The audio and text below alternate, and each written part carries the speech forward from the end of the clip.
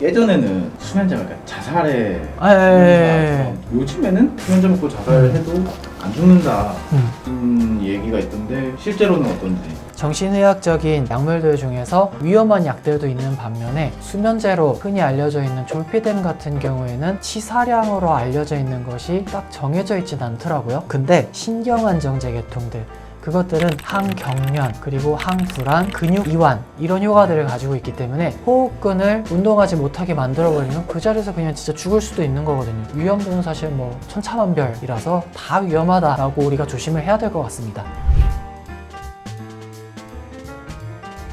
이거는 제가 진료를 받으시는 분들한테 항상 말씀을 드리는 거지만 제가 맨날 졸피뎀 좀 줄여볼까요? 스테녹스 좀 줄여볼까요? 이 얘기를 왜 제가 매번 말씀을 드리냐면은 대표적으로 졸피뎀은 사실은 적게는 2주, 길어야 4주 이내로 짧게 도움을 받을 수 있는 만큼 최소한으로 받다가 얼른 빼버려야지 맞는 약입니다. 그런 용도로 나온 약이고요. 장기 복용을 했을 땐 역시 제일 문제가 되는 거는 내성과 의존성이 생길 수가 있겠죠. 내성이라는 것은 같은 용량을 사용을 해도 별다른 효과를 못 보게 되고 점차 양을 늘려야 되는 것을 내성이라고 하고, 의존성이라고 하는 것은 갑자기 투약을 중단했을 때 반동으로 발생할 수 있는 굉장히 불편한 부작용들이 있을 때 의존성이라고 일컫습니다.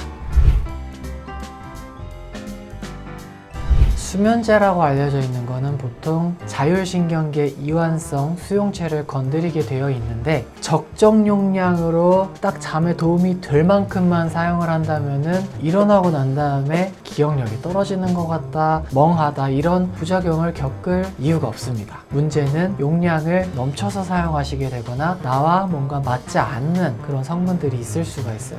그럴 때는 계속해서 멍하게 약성분들이 길게 남아있거나 심하게는 내가 원래는 발휘할 수 있는 인지 기능을 발휘를 하지 못하는 안타까운 경우들을 겪을 수가 있습니다. 좀 뭐 영화 드라마에서 몇 알 먹으면은 탁 잠들어가지고 몇 시간 동안 막 깨워도 못 일어나고 그런데 실제로는 어떤지. 아니요, 사실 일어나고 막 정말 깊은 잠에 아예 푹 빠지게 만들기는 쉬운 일은 아닙니다. 그렇게 정신을 못 차리는 그런 경우는 뭐 적정한 수준의 투약 용량에서는 별로 없는 것 같아요. 사실 저희도 의학적으로 이건 수면제다, 이건 수면 유도제다 라고 정식으로 명칭을 붙이진 않습니다. 그런데 수면제는 의사의 처방전이 있어야지만 받을 수 있는 전문의약품이라고 많이들 알고 계시고, 수면 유도제라고 하는 것은 약국에서 구입할 수 있는 일반의약품을 말씀을 하시는 것 같더라고요. 그 일반의약품, 보통 알려져 있는 수면 유도제라는 것은 항히스타민제의 경우가 많습니다. 그 중에서도 고전적인 알레르기 약들은 굉장히 많이 졸렸어요. 약국에서 판매하는 수면 유도제다 라고 많이들 알려져 있습니다.